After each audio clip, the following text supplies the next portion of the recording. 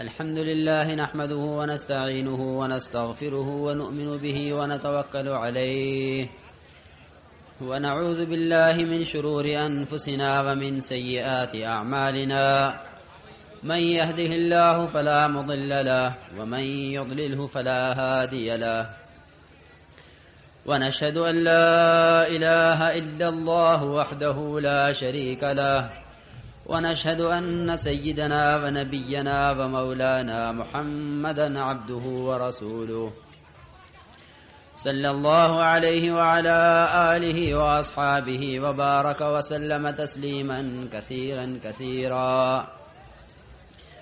أما بعد فأعوذ بالله من الشيطان الرجيم. والذين جاهدوا فينا لنهدينهم سبلنا وإن الله لمع المحسنين. وقال الله سبحانه وتعالى: قل هذه سبيلي أدعو إلى الله على بصيرة أنا ومن اتبعني.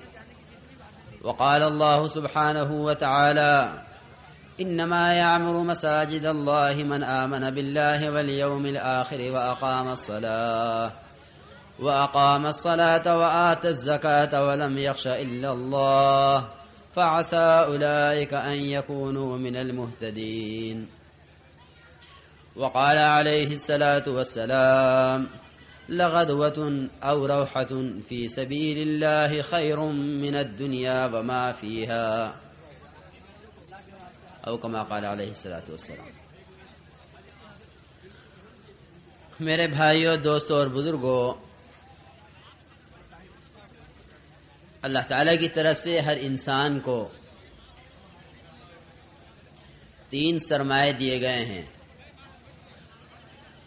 3 سرمایے زندگی گزارنے کے لیے ہر انسان کو دیے گئے ہیں: جان، مال اور وقت. یہ 3 بڑے بڑے سرمایے ہیں: جان، مال، وقت. ان 3 سرمایوں کا صحیح استعمال، ان 3 چیزوں کا اس کی جگہ پر خدا کے احکامات کے مطابق استعمال ہونا، ان 3 چیزوں کو غنیمت سمجھنا، مرنے سے پہلے ان 3 چیزوں سے فائدہ اٹھا لینا، یہ کامیابی کا راستہ ہے. اور جناب رسول اللہ صلی اللہ علیہ وسلم اور آپ سے پہلے کے تمام انبیاء علیہ السلام جتنے گزرے ہیں، ان سب کی جان، مال، وقت وہ امت کے بنانے میں، امت کو راہ راست پر لانے میں، دین کو دنیا میں زندہ کرنے میں، اسی میں صرف ہوا ہے. مال کا کوئی پیسہ، وقت کا کوئی منٹ اور جسم کا کوئی تقاضا وہ دین کے علاوہ پر استعمال نہیں ہوا ہے. جسم کا کوئی عضو، مال کا کوئی جو ہے پیسہ اور وقت کا کوئی منٹ، وہ خدا کے احکامات کے علاوہ یا خواہشات پر یا اپنی منمانی پر، اپنی دل چاہی پر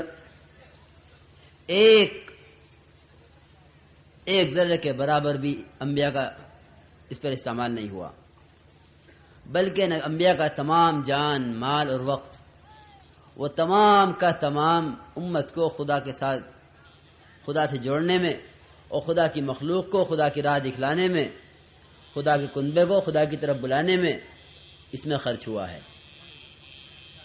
پھر محنت کا میدان انبیاء کا انسان بنے. قل هذه سبیلی ادعو الی اللہ، کہہ دیجئے آپ عام لوگوں میں اعلان کر دیجئے کہ میرا راستہ یہی ہے کہ میں مخلوق خدا کو جو ہے خالق سے جوڑنے کے لیے ہوں.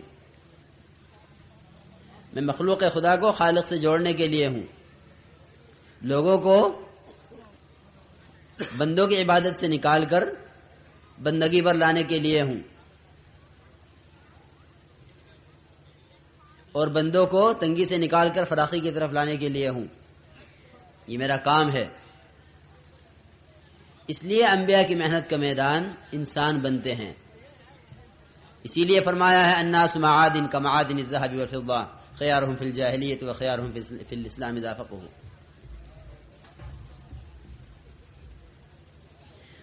کہ انسان سونے کی کانیں ہیں، اگر ان پر محنت کی جائے، ان کو کھودا جائے، ان پر جان مال وقت لگایا جائے، یہ سونے کی کانیں ہیں. ان میں سے سونا نکلے گا، ان میں سے چاندی نکلے گی، ان میں سے وہ تمام جواہرات نکلیں گے جو اللہ تعالیٰ نے اپنے خلیفہ کے اندر رکھے ہیں. لیکن اگر انسان محنت کا میدان ہی نہ ہو، انسان کو محنت کا میدان سمجھا نہ جائے، انسان کے علاوہ ہر چیز کو محنت کا میدان بنائے ہوئے ہو، یہ بات تو طے ہے جو آدمی جس لائن کی محنت کرے گا اس لائن کی کمال کو پہنچے گا. جو جس چیز کو محنت کا میدان بنائے گا اس سے پورا استفادہ کرے گا اور وہ لائن اس پر پوری کھلے گی. بقول مولانا یوسف صاحب رحمۃ اللہ علیہ کہ کاشتکار زمین پر محنت کرتا ہے، لیکن زمین پر محنت کرنا اس کا زمین پر محنت کرنا صرف اس لیے ہے کہ میرا بیج کتنی گہرائی میں گیا ہے اور اس کو کچھ عرصے کے بعد کتنی بلندی پر آنا ہے. اس سے زیادہ اس کی سوچ نہیں ہوتی کہ یہ میرا بیج ہے، اسے کتنی گہرائی میں ڈالنا ہے اور کتنی اونچائی پر اس کو آنا ہے. اتنا اس کا ارادہ ہے، اتنی اس کی نیت ہے. اس کی نیت کے بقدر محنت اور اس کی محنت کے بقدر نتیجہ. یہ ہر کاشتکار کے ساتھ ہے کہ نیت کے بقدر محنت ہوگی اور محنت کے بقدر نتیجہ ہوگا. کہ نیت یہ ہے کہ یہاں اتنا کھودا جائے جتنی گہرائی میں دانہ ڈالا جا سکے، اور پھر اس سے مجھے اتنی امید ہے کہ اس کی بال، اس کا پودا اتنی بلندی سے زیادہ نہیں ہوگا. اتنی محنت کو سامنے رکھ کر کاشتکار محنت کرتا ہے. لیکن فرماتے تھے کہ اگر اس کاشتکار کو پتہ چل جائے کہ زمین کے اندر پٹرول بھی ہے اور زمین کے اندر کوئلہ بھی ہے اور زمین کے اندر لوہا بھی ہے اور اس میں مختلف کانیں ہیں اور اس میں مختلف معدنیات ہیں، تو یہ اپنی محنت کو بڑھا کر زراعت سے ایسا مستغنی ہو جائے گا کہ اس کو کاشتکاری کا نام لیتے ہوئے بھی شرم آئے گی کہ کیسا چھوٹا سا کام ہے کہ فصل بو دی اور کاٹ لی. کتنی بڑی چیزیں زمین کے اندر موجود ہیں. اسی طرح میرے عزیز دوستوں اور بزرگوں، انسان جب محنت کا میدان بنتا ہے تو اللہ تعالیٰ کے اس کے اندر رکھے ہوئے جواہر، اس لیے کہ رات مولوی صاحب نے خوب کھولا انسان کو، ہر طرح سے کھول کے دکھلایا کہ انسان کیا ہے. اللہ تعالیٰ قسم کھا کے فرماتے ہیں، ایک قسم نہیں کئی قسمیں کھا کے فرماتے ہیں لقد خلقنا الانسان فی احسن تقویم، کہ ہم نے انسان کو سب سے زیادہ خوبصورت سانچے میں ڈھالا ہے اور سب سے زیادہ قیمتی بنایا ہے اور قابل اکرام بنایا ہے اور اللہ کا خلیفہ بنایا ہے. ہم نے انسان کو ہر طرح سے نوازا ہے. وہ خدا کے رکھے ہوئے جواہر ہیں اس کے اندر جو اس پر محنت ہونے سے ظاہر ہوا کرتے ہیں. آج جس چیز کو ہاتھ لگاتی ہے سائنس والے، جس چیز کو ہاتھ لگاتے ہیں محنت کرنے والے، اس چیز کے فوائد ان پر کھلتے چلے جاتے ہیں اور وہ مشاہدے میں آگے بڑھتے چلے جاتے ہیں. وہ چیزیں جن کو اب سے 10 سال 20 سال پہلے کوئی جانتا نہیں تھا، ان پر محنت ہوئی اور محنت ہو کے ان کی قیمتیں کہیں سے کہیں پہنچ گئی اور ان کے فوائد بڑھتے چلے گئے اور ان کے اپنے اندر کے چھپے ہوئے جواہر کھلنے شروع ہو گئے. اسی طرح اگر انسان کو محنت کا میدان بنایا جائے، اس طرف غور کیا جائے کہ آخر انسان میں کیا ہے، انسان کس لیے بنا ہے. اس لیے کہ انسان وہ واحد مشین ہے عمل کی. انسان واحد مشین ہے عمل کی. کسی مشین سے عمل تیار نہیں ہو سکتا، چاہے قیامت تک کے سارے سائنس ہمیشہ کی، شروع سے لے کے آخر تک دجال تک کی سائنس جو ہے جمع ہو جائے، کوئی عمل کی مشین تیار نہیں کر سکتا کہ بھئی یہ عمل کی مشین ہے، اس مشین سے عمل بن سکتے ہیں، کہ کسی مشین سے نماز کا عمل بن جائے، کسی مشین سے روزے کا عمل بن جائے، کسی مشین سے زکوٰۃ کا عمل بن جائے، کسی مشین سے اعمال، کسی مشین سے اخلاق، کسی مشین سے معاشرہ بننے لگے، کہ ایسی کوئی مشین نہ بنی ہے نہ آئندہ بنے گی۔ اگر اس طرح کی کوئی مشین ہوتی یا بننی ہوتی آئندہ کبھی، تو انسان اشرف المخلوقات نہ کہلایا جاتا، انسان اشرف المخلوقات نہ کہلایا جاتا۔ اس کی شرافت، اس کی کرامت، اس کا خدا کے یہاں مرتبہ، اس کا خدا کا خلیفہ ہونا، اس کا سارے عالم پر بھاری ہونا، اور زمین و آسمان کا ایک انسان کے اللہ کہنے پر باقی رہنا، کیونکہ یہ تمام کی تمام جتنی کرامتیں اور شرافتیں ہیں وہ سب کی سب صرف محض اس لیے ہیں کہ یہ انسان عمل کی مشین ہے۔ لیکن آج محنت کا میدان انسان کے علاوہ ہر چیز بنی ہوئی ہے، انسان کے علاوہ ہر چیز محنت کا میدان، اور انسان انتہائی بے قیمت، اس کی کوئی قیمت نہیں۔ اس کے پاس مال ہو تو اس کی جان خطرے میں، اس کے پاس عہدہ ہو تو اس کی جان خطرے میں، اس کے پاس جو چیز اس کے پاس ہے اس چیز کی قیمت چیز والے سے زیادہ ہے، اس کی قیمت کیونکہ چیز والے سے زیادہ ہے، اس چیز کی وہ قیمت نہیں جو اس آدمی کی وہ قیمت نہیں جو اس کے پاس جو چیز ہے اس کی قیمت ہے۔ اس لیے وزیر کو بڑا نہیں سمجھتے، وزارت کو بڑا سمجھتے ہیں، مالدار کو بڑا نہیں سمجھتے، اس کے مال کو بڑا سمجھتے ہیں۔ آج اگر مالدار کے پاس مال نہ ہو تو اس کی کوئی حیثیت نہیں، آج وزیر کے پاس وزارت نہ ہو تو اس کی کوئی حیثیت نہیں۔ اور مولانا یوسف رحمۃ اللہ علیہ کہ اگر مال سے ہی قیمتی بنتا ہے انسان، اگر انسان مال سے ہی قیمتی بنتا ہے اور کوٹھی میں رہنے سے ہی قیمتی بنتا ہے اور ہوائی جہاز میں اڑنے سے ہی قیمتی بنتا ہے، تو فرماتے تھے کہ کوٹھیوں میں چوہے بھی رہتے ہیں اور کوٹھیوں میں کتے بھی رہتے ہیں اور ہوائی جہازوں میں کتے بھی سفر کرتے ہیں۔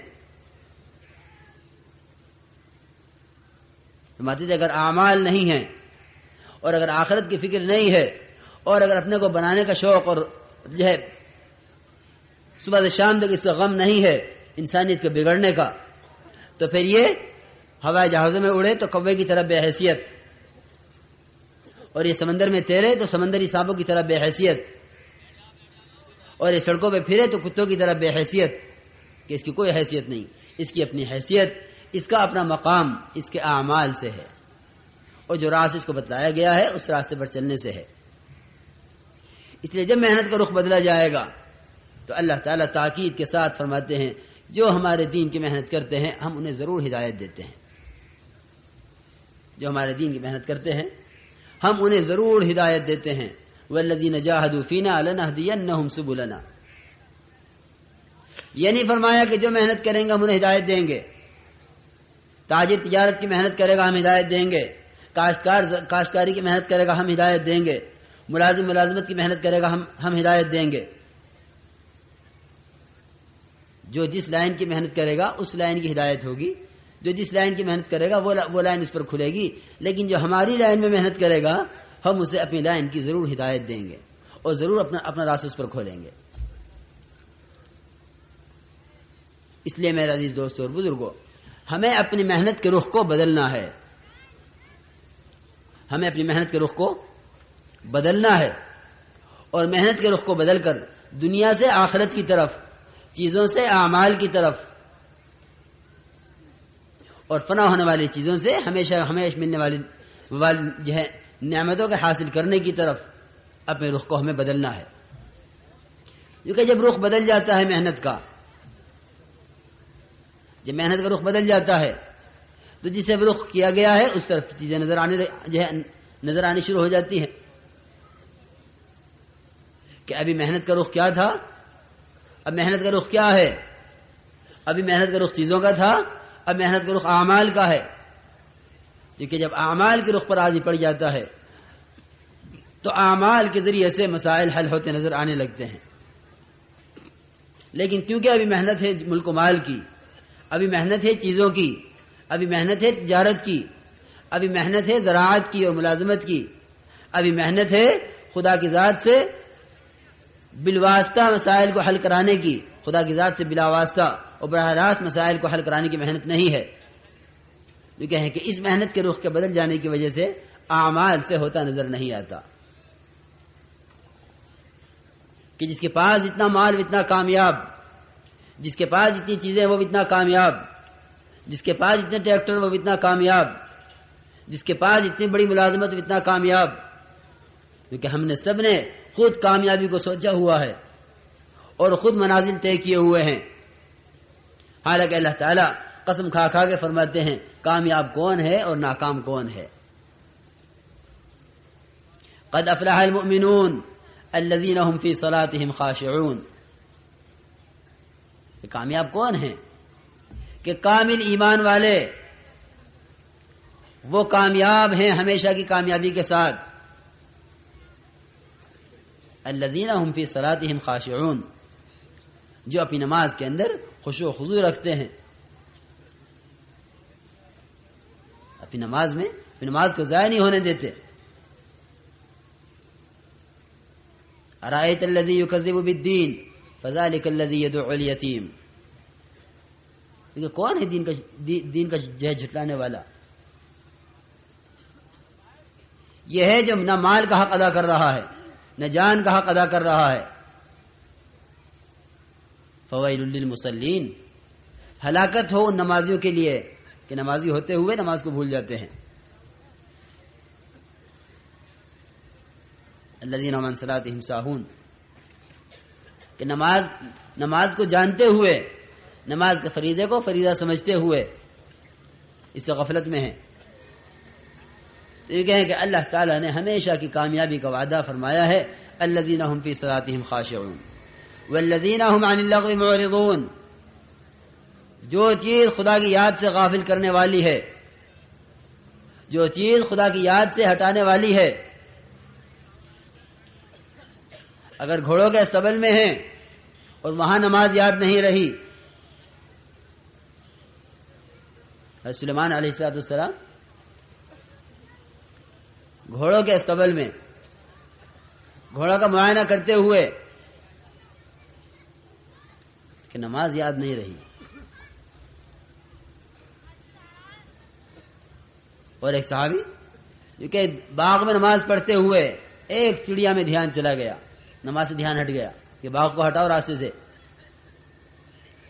باغ کو راستے سے ہٹاؤ، یہ نماز خراب کرنے والا ہے. صبح سے شام تک کتنے مسائل ایسے ہیں جو یوں کہلواتے ہیں کہ ہاں نماز ابھی پڑھ لیں گے، ابھی پڑھ لیں گے، ابھی پڑھ لیں گے. وہ ٹالتے رہتا ہے نماز کو، اس لیے کہ یقین یہ بنا ہوا ہے کہ میں جس لائن سے محنت کر رہا ہوں اس لائن سے ہر ایک اپنا اور غیر، خدا کو ماننے والا نہ ماننے والا، ایمان لانے والا نہ اور ایمان نہ لانے والا، ہر ایک کو اس لائن سے مل رہا ہے، ہر ایک کو اس لائن سے مل رہا ہے، ہر ایک کامیاب ہو رہا ہے محنت کر کے. مجھے نماز کے راستے کیسے مل جائے گا اگر محنت نہیں کروں گا؟ مجھے نماز کے راستے کیسے مل جائے گا جب ان میں سے کسی کو نہیں ملا ہے نماز کے راستے؟ ہر آدمی اپنی محنت میں قدم اٹھائے چلا جا رہا ہے اسباب کی طرف، دوڑ لگائے چلا جا رہا ہے اسباب کی طرف. عام آواز ہے دنیا دارالاسباب ہے سبب سے ہوگا، دنیا دارالاسباب ہے سبب سے ہوگا. یہ آواز نہیں ہے کہ ارے جس طرح دنیا دارالاسباب ہے اس طرح قلب بھی دارالایمان ہے. یہ قلب دارالایمان ہے، اس کی آواز نہیں ہے. دنیا دارالاسباب ہے، اسی کی آواز ہے. یہ کہیں کہ یہ دنیا دارالاسباب ہے، لیکن کب ہے؟ اس کے اسباب تیرے موافق کب ہیں؟ اور دنیا کی محنت سے اور اسباب کی محنت سے اسباب میں لگ کر خدا کی طرف سے اپنی چاہت کے مطابق فیصلہ کرانے اور اپنی مرضی کے مطابق بارش کرانے، اپنی مرضی کے مطابق صحت لینے، اپنی مرضی کے مطابق امن لینے، اپنی مرضی کے مطابق عزت لینے، اپنی مرضی کے مطابق مقدمات حل کرانے. کیونکہ خدا کی طرف سے جو چیز لینی ہوگی اس کے لینے کا راستہ وہ واحد صرف ایمان ہے، کہ ایمان مجبور کرے گا اس پر کہ خدا کی ذات سے ہوتا ہے، ایمان مجبور کرے گا اس پر کہ اسباب سے نہیں ہوتا، ایمان یہ بات بتلائے گا کہ ان تمام اسباب کی لائنوں میں جو کچھ ہے خدا کی قسم بالکل جس کے پاس ایمان ہوگا اس کو ہوتا ہوا نظر بھی نہیں آئے گا. جو ہے اسباب کی لائن سے اس کو ہوتا ہوا نظر بھی نہیں آئے گا. اپنے اپنے مشاہدے کو ایمان سمجھنا اسی کا نام گمراہی ہے. اپنے اپنے مشاہدے کو ایمان سمجھنا اسی کا نام گمراہی ہے، اسی کا نام بے رہا روی ہے. کہ ہر ایک ایمان اپنے مشاہدے کا لیے بیٹھا ہے کہ میں یقین کے ساتھ کہتا ہوں کہ یوں کرو گے تو یوں ہو جائے گا. ہر ایک یقین دلاتا ہے اسباب کا کہ ایسے کرو گے تو ایسے ہو جائے گا. نہیں، بلکہ کہتے ہیں کہ محنت کے رخ کو بدلیں اور محنت کے رخ کو بدل کر اپنے آپ کو خالق کائنات سے ہونے پر لائیں کہ بھئی اللہ کی ذات سے ہوتا ہے، اللہ کے غیر سے نہیں ہوتا. کیونکہ اس محنت اس رخ کو بدلنے کے لیے یہ دیکھنا پڑے گا کہ جن کی رخ صحیح ہوئے ہیں انہوں نے کیا کیا ہے. انی وجہت وجہی للذی فطر السماوات والارض حنیفا وما انا من المشرکین. میں نے اپنا رخ بدلنے کے لیے بنے ہوئے سے بنانے والے کی طرف پھیر لیا ہے. اسے کہتے ہیں رخ بدلنا. زبان سے کہہ دینا نہیں، یہ دماغ سے سوچ لینا نہیں، یہ سر سے اقرار کر دینا نہیں کہ میں وہی دکان کا دکان والا، میں وہی زمین کا زمیندار، میں وہی ملازمت کا ملازمت والا. لیکن ہاں کہتا ہوں کہ اللہ کی ذات سے ہوتا ہے. حضرت ابراہیم علیہ السلام نے رخ بدلا اپنا، اور ایسا رخ بدلا کس سے بدلا؟ رخ ماں سے بدلا، باپ سے بدلا، نمرود سے بدلا، ملک کے ہر بڑے چھوٹے سے بدلا. نہیں ہوتا، اس سے بھی نہیں ہوتا، اس سے بھی نہیں ہوتا، اس سے بھی نہیں ہوتا. سب سے رخ بدل کر جو کہیں آخر میں اس جبرائیل پر جس پر ایمان لانا ضروری ہے، آمنت باللہ و ملائکتہ و کتبہ و رسلہ والیوم الآخر والقدر خیرہ و شرہ من اللہ تعالی والبعث بعد الموت. کیونکہ ایمان مفصل، اس میں ملائکہ پر ایمان لانا ہے. لیکن ملائکہ پر ایمان کس بات کا لانا ہے؟ کس بات کا ایمان لانا ہے؟ اس پر ایمان لاتا ہوں کہ یہ ملائکہ اللہ کے ملائکہ ہیں. اس پر ایمان نہیں لاتا کہ ملائکہ سے ہوتا ہے. یہ ایمان نہیں ہے. ملائکہ سے ہونا ایمان نہیں ہے. ملائکہ کے وجود کا یقین رکھنا ایمان ہے. ملائکہ کے وجود پر ایمان لانا ضروری ہے. ملائکہ سے ہونے پر ایمان لانا نہیں ہے، بلکہ یہ بھی شرک ہے. تو یہ کہ ہم نے ایسا رخ بدلوایا حضرت ابراہیم کا کہ منجنیق میں بیٹھے ہوئے ہیں، توپ کے اندر بیٹھے ہوئے ہیں، چند منٹ میں پھینکے جانے والے ہیں اس آگ میں، جو آگ مہینے بھر کی محنت کے بعد جو ہے دہکائی گئی ہے. ہر مرنے والا وصیت کر کے جاتا تھا کہ ابراہیم کی آگ میں ضرور جو ہے لکڑی ڈالنی ہے. بیماروں کے تیماردار وہ نظر مانے بیٹھے ہیں کہ بیمار ٹھیک ہو گیا تو ابراہیم کی جو ہے آگ میں لکڑی ڈالنی ہے. لیکن ایسی زبردست آگ کہ اگر اوپر سے پرندہ گزرے، اوپر سے بلندی سے کوئی پرندہ گزرے اس آگ کے اوپر سے تو جل کر نیچے گر جائے. اتنی زبردست آگ. اس آگ میں ڈالا جانا ہے ابراہیم علیہ السلام کو. نمرود بخیل، کپڑے اس نے اتار لیے کہ یہ گریں گے، کپڑے جلیں گے، کپڑے ہمارے کام آئیں گے. کپڑے اتار کر رکھ لیے اور ابراہیم علیہ السلام کو ننگا کر کے توپ کے اندر بٹھا دیا. خلبلی مچی ہوئی ہے جو ہے ملائکہ میں، ہمیں کیوں نہیں بھیجتے؟ آپ نے مجھے پانی کی قوت دی ہے، آپ نے مجھے پہاڑوں کی قوت دی ہے، آپ نے مجھے ہوا کی قوت دی ہے، اور جبرائیل علیہ السلام کہ آپ نے مجھے ان تمام قوتوں سے نوازا ہے جو قوت آپ نے اوروں کو نہیں دی ہے، ہمیں کیوں نہیں جانے دیتے؟ ہم نے دوست اس لیے نہیں بنایا کہ ہمارے علاوہ کوئی بھی پہنچ جائے مدد کے لیے، ہم نے دوست اس لیے بنایا ہے کہ ہم سے کہے گا ہم کریں گے۔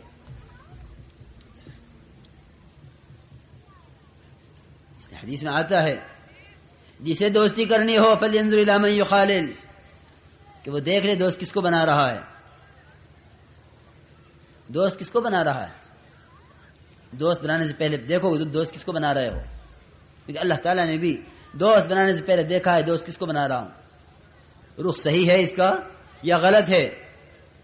اس رخ کے صحیح غلط دیکھنے کے لیے اتنے ہنگامی حالات میں، اتنے سخت موقع پر کہ ملک کا کوئی حضرت ابراہیم کا ساتھ دینے والا نہیں، توپ کے اندر بیٹھے ہوئے ہیں، اور یہ کہیں کہ حضرت جبرائیل علیہ السلام نے آ کر تو کہا کہ یہاں سے آپ کو لے جاؤں یا اس آگ کو غائب کر دوں، ہر طرح کی قوت لے کر آیا ہوں، جو حکم ہو فرمائیے۔ میں عرض کرنا چاہتا ہوں کہ رخ صحیح ہونا کسے کہتے ہیں؟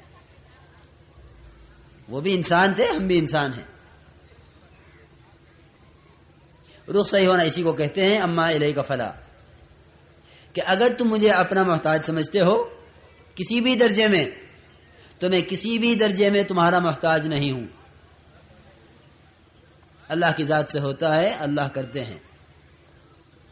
حالانکہ جبرائیل وہ معتمد فرشتہ ہے، وہ معتمد فرشتہ ہے جس پر دونوں طرف سے اعتماد ہے کہ غیر نبی کی طرف جا نہیں سکتا اور غیر خدا کی طرف سے آ نہیں سکتا، غیر خدا کی طرف سے آ نہیں سکتا اور غیر نبی کے پاس بھی جا نہیں سکتا۔ جس کے پاس بھیجیں گے اللہ تعالیٰ وہیں جائیں گے۔ وما نتنزل الا بامر ربک، کہ نبی جی ہم تو آپ کے رب کے حکم سے آتے ہیں۔ آپ نے پوچھا جبرائیل کہاں غائب ہو اتنے دن سے، کیوں نہیں آتے؟ اپنی مرضی سے نہیں آتے، ہم تو بھیجے ہوئے آتے ہیں، جب حکم ہوتا ہے تو جاتے ہیں۔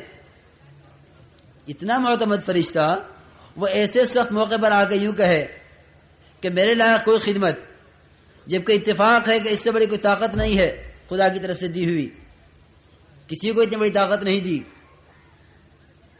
کہ وہ قد و قامت جس کی کوئی حد نہیں ہے، تحت الثری سے لے کے عرش تک، اور پروں نے گھیرا ہوا ہے سارے مشرق مغرب کو، اتنے لمبے چھوڑے جبرائیل یوں کہیں وہ جب انجینئر میں گئے اور پوچھا کہ کیا کروں، ما الیک فلا، مجھے تمہاری ضرورت نہیں ہے۔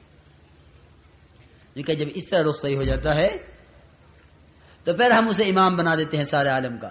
انی جاعلک للناس اماما، انی جاعلک للناس اماما، کہ ہم ابراہیم تمہیں قیامت تک کے لیے امام بناتے ہیں، امام ملت تم ہو۔ اب جناب رسول اللہ صلی اللہ علیہ وسلم کو بھی کہ آپ بھی ملت ابراہیمی کا اتباع کریں، ہم نے خلیل چن لیا ہے، آپ ملت ابراہیمی کا اتباع کریں۔ اس کو کہتے ہیں رخ کا صحیح ہونا۔ اس رخ کو صحیح کرنے کے لیے ایسا نہیں ہے کہ ابراہیم علیہ السلام کا رخ یوں ہی صحیح ہو گیا ہو۔ وَإِذِ ابْتَلَىٰ إِبْرَاهِيمَ رَبُّهُ بِكَلِمَاتٍ فَأَتَمَّهُنَّ، کہ جب ہم نے ابراہیم علیہ السلام کو 30 صفات کے اندر آزمایا، ابراہیم تمہیں یہ کرنا ہے، تمہیں یہ کرنا ہے، تمہیں یہ کرنا ہے، تمہیں یہ کرنا ہے، تمہیں یہ کرنا ہے، 30 صفات قرآن کے اندر خدا نے گنوائی ہیں۔ ان 30 صفات کو جب پورا کر دیا، مکمل کر دیا، فَأَتَمَّهُنَّ، جس طرح کرنے کا حق تھا اس طرح کر کے دکھلا دیا۔ قال انی جاعلک للناس اماما، ابراہیم ہم تمہیں اب امام بنائیں گے سارے عالم کا۔ قال ومن ذریتی، قال لا ینال عہد الظالمین، کہ میری ذریت میں، کہا کہ نہیں، اگر یوں یہی محنت کا رخ ہے تو وعدے ہیں، اور اگر یہ محنت کا رخ نہیں ہے تو ظالمین سے کوئی وعدے نہیں ہے۔ اگر یہ محنت کا رخ ہے جو تمہارا ہے تو یہ کہ حضرت ابراہیم علیہ السلام نے ہر لائن کی قربانی دی ہے خدا کے دین کے تقاضے پر. بیوی کی قربانی، بچے کی قربانی، وطن کی قربانی، گرمی سردی کی قربانی. اللہ اکبر. ذرا اٹھا کے دیکھیں حضرت ابراہیم علیہ السلام کی قربانیوں کو تو اندازہ ہوگا کہ دعوت کا کام کیا ہے اور تبلیغ کسے کہتے ہیں. تبلیغ